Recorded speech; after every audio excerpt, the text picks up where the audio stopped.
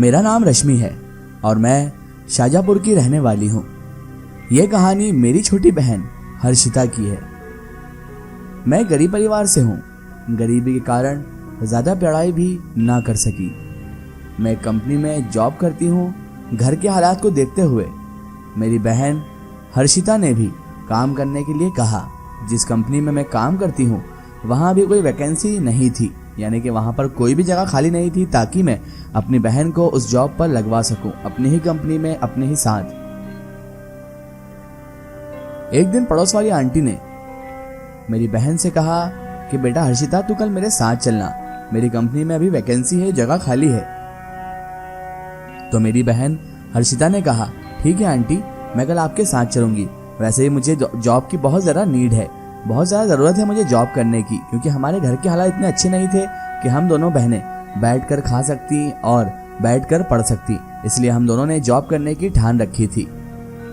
बहरहाल दूसरे दिन हर्षिता और मेरी पड़ोसी आंटी कंपनी जाने के लिए घर से निकल गए। दोनों पैदल वाले रास्ते से ही जा रहे थे, क्योंकि उस वक्त इन दोनों के ऐसे हालात नहीं थे कि ये रिक्शा या फिर किसी ट्रैवल वाले साधन में बैठकर जा सके। वहीं रास्ते में रेलवे क्रॉसिंग भी पड़ता था। ये तो सभी जानते हैं कि रेलवे क्रॉसिंग पर आए दिन कोई ना कोई दुर्घटना होती ही रहती है। मेरी बहन हर्षिता शाम को घर आ गई। मैंने पूछा जॉब मिल गई क्या? तो उसने जवाब में कहा दीदी मुझे काम पसंद नहीं आया।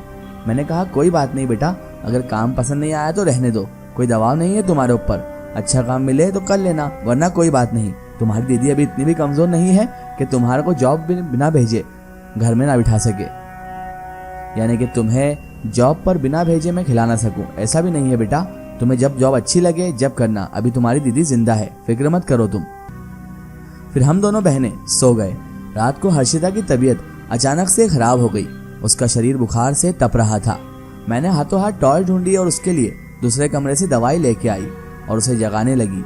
वो उठते ही बहुत जोरों से रोने लगी। मैंने पूछा क्या बात है बेटा, हर्षिता तुम रो क्यों रही हो, दर्द हो रहा है क्या? तो उसने कोई जवाब नहीं दिया, बस वो रोती ही रही।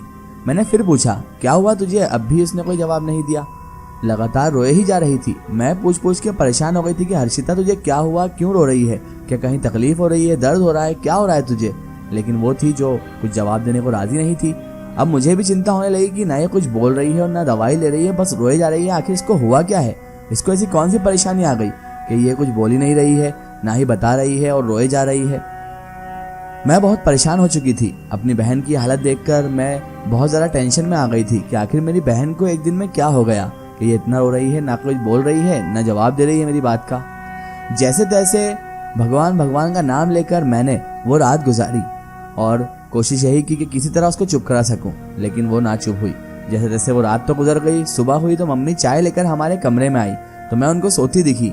मम्मी ने मुझे जगाया और कहा आज जॉब पर नहीं जाना है क्या तुझे, इतनी लेट तक सो रही है? मैंने कहा आज जॉब पर नहीं जा रही, हर्षिता को डॉक्टर के पास लेके चलेंगे मम्मी, ये रात बहुत भारी पड़ी है मुझे, ये रात भर रोती रही है, बहुत रोई है ये, इसका शरीर भी बुखार से तप रहा था मम्मी। तो मम्मी ने कहा ठीक है तुम नाश्ता कर लो, फिर हम डॉक्टर के पास चलेंगे, हम इसे दिखाकर आएंगे कि आखिर इसको हुआ क्या है। नाश्ता करने के बाद मैं और मम्मी डॉक्टर के यहाँ जाने के लिए तैयार हो गए। मैंने हर्षिता को भी बोला था कि तू तैयार हो जाना। जैसे ही मैं हर्षिता के कमरे में गई और उसे तैयार होने के लिए कहा तो पहले तो वो मेरी तरफ अजीब नजरों से देखने लगी, फिर एकदम से रोने लगी। मैंने कहा क्या हुआ, रो क्यों रही हो? मेरे इतना कहते ही वो जोर जोर से हंसने लगी और हंसते हंसते अचानक से बेहोश हो गई। मैं तो अब सब कुछ संपट भूल चुकी थी कि आखिर ये हुआ क्या है और कैसे ये मेरी बहन इस तरह का रिएक्शन दे रही है मुझे। मैं बहुत घबरा गई। मैंने मम्मी को बुलाया। मम्मी ने कहा डॉक्टर को यहीं बुला लो। हमने डॉक्टर को कॉल किया, डॉक्टर को बुलाया तो डॉक्टर ने कहा बुखार ज़्यादा तेज होने की वजह से ये ऐसी हरकतें कर रही है, मैं इसे इंजेक्शन दे देता हूँ और कुछ दवाइयाँ दे देता हूँ, 1-2 दिन में ये पूरी तरह ठीक हो जाएगी, आप फिक्र मत कीजिए, ऐसा नॉर्मल होता है। जब बुखार ज़्यादा तेज होता है तो इंसान बहकी बहकी बातें करने लगता है। इतना कहकर डॉक्टर तो वहाँ से चला गया। डॉक्टर के जाते ही हमारे घर में लोगों की बहुत भीड़ जमा हो गई। हर्षिता सोई हुई थी। मैंने उसको दवाई देने के लिए उठाया। जैसे ही वो उठी और उठ के फिर से वही हरकतें करने लगी, कभी हंसने तो कभी रोने लगी, तरह तरह की अजीबोगरीब हरकतें करने लगी, जिससे मुझ पर अब धीरे धीरे उसका डर तारी हो रहा था, यानी कि मुझे अब धीरे धीरे उससे डर लगने लगा था। हमारे घर पे काफी लोग मौजूद थे तो उसी भीड़ से एक औरत निकल कर आई और उसने कहा मुझे बीमारी नहीं लग रही। तो मेरी मम्मी ने कहा आपके कहने का मतलब क्या है? तो वो औरत बोली अगर साफ शब्दों में कहूँ तो आपकी बेटी के ऊपर किसी बुरी आत्मा का साया है। मम्मी ने कहा आप ये कैसे कह सकती हैं? उन्होंने बताया 3-4 साल पहले मेरे भाई की बेटी भी बिल्कुल आपकी हर्षिता की तरह ही हरकतें करती थी। हमने बहुत से डॉक्टरों को दिखाया था लेकिन उसे कोई आराम नहीं आया था। फिर हम उसको सिद्ध बाबा जी के पास लेकर गए थे, तब जाकर वो ठीक हुई थी और अब वो एकदम ठीक है। मेरी मम्मी ने कहा आप इस युग में भी इन भूत प्रेत जैसी बातों पर विश्वास करती हैं? ये सरासर अंधविश्वास है और कुछ नहीं। तो उस औरत ने कहा देखिए ये बात मेरी विश्वास या अंधविश्वास की नहीं है, ये बात है आपकी हर्षिता की जिंदगी की। भगवान न करे उसे कुछ हो जाए तो आप अपने आप को कभी माफ नहीं कर पाएंगी। मैंने कहा मम्मी जो ये आंटी कह रही हैं वहाँ हर्षिता को दिखाने में हर्जी क्या है? तो मम्मी ने कहा देख रश्मि तू चुप रहे, तू भी इनकी बातों पर विश्वास कर रही है। तो मैंने कहा देखो मम्मी हमारी हर्षिता अच्छी होना चाहिए, हमें इस बात से मतलब रखना है। चाहे हमें उसके लिए कहीं भी जाना हो हम जाएंगे, जिसको दिखाना हो दिखाएंगे।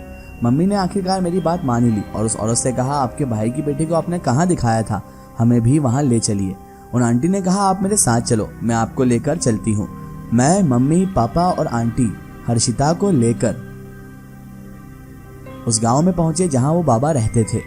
आंटी ने कहा बाबा मंदिर में रहते हैं और हम मंदिर की ओर चल दिए। रास्ते में चलते चलते हर्षिता एकदम से चिल्लाई मम्मी, और इतना कहकर वो बेहोश होकर जमीन पर गिर गई। पापा ने हर्षिता को गोद में उठाया और उसके शरीर को मानो उसके वजन से 2 गुना वजन हो गया हो। पापा उसको उठा ही नहीं पा रहे थे। इतने में बाबा जी के भेजे हुए 2 आदमी आए और वो हर्षिता को उठाकर मंदिर में ले गए। हम सब भी दौड़कर मंदिर में पहुंच गए। अब हर्षिता बाबा जी के सामने बेहोश लेटी हुई थी। बाबा जी ने हर्षिता की नब्ज देखी और हमसे पूछा कि आपने बिटिया को 2-3 बार पहले कहीं बाहर भेजा था?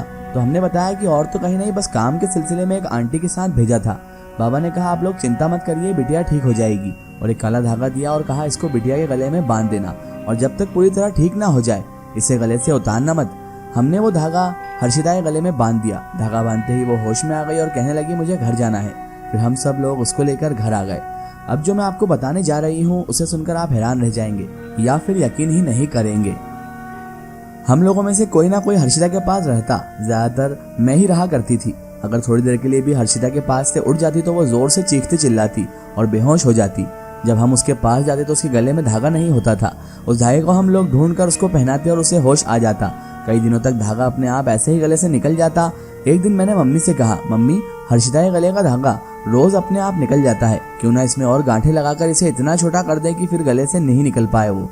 मम्मी ने ऐसा ही किया, धागे में बहुत सारी गांठें लगा दी। अब हमें लगा कि अब उसके गले से धागा नहीं निकलेगा, लेकिन हम सभी के होश उड़ गए जब हमने देखा कि धागा फिर से गले में नहीं था। एक बार के लिए तो हमें लगा कि हर्षिता ने ही गांठ खोलकर निकाला होगा, लेकिन जब धागे को ढूंढा तो गांठें वैसी के वैसी ही बंधी हुई थी जैसी मम्मी ने लगाई थी। हम सोच में पड़ गए कि बिना गांठ खुले धागा गले से कैसे निकल सकता है। फिर ध्यान आया कि बुरा साया तो कुछ भी कर सकता है। जब हम हर्षिता के पास होते तो वो कहती 2 डरावनी शक्ल की औरतें सामने वाली छत पर बैठी रहती हैं और मुझसे कहती हैं कब तक बचेगी हमसे, हम तुझे छोड़ेंगे नहीं। हमने ये सारी बातें बाबा जी को बताई। उन्होंने कहा कि जब उन बुरी शक्तियों ने मेरे दिए हुए धागे को बार बार निकाला है इसका मतलब कि वो बहुत शक्तिशाली हैं और आपकी बेटी की जान को खतरा है। तो मम्मी ने कहा तो बाबा अब इसका क्या उपाय है? हमारी हर्षिता ठीक नहीं होगी तभी हम कैसे जिएंगे, और क्या ये ठीक नहीं होगी कभी? तब बाबा ने बताया कि अब इसका एक ही इलाज है, अब बिटिया को बालाजी धाम लेकर जाएं, जो कि भूत प्रेत ग्रसित रोगियों के लिए ही जाना जाता है। वहां पर कोई बाबा या कोई और इंसान प्रेत ग्रसित रोगी को नहीं देखता, स्वयं बालाजी ही भूत प्रेत को मार मार कर भगा देते हैं।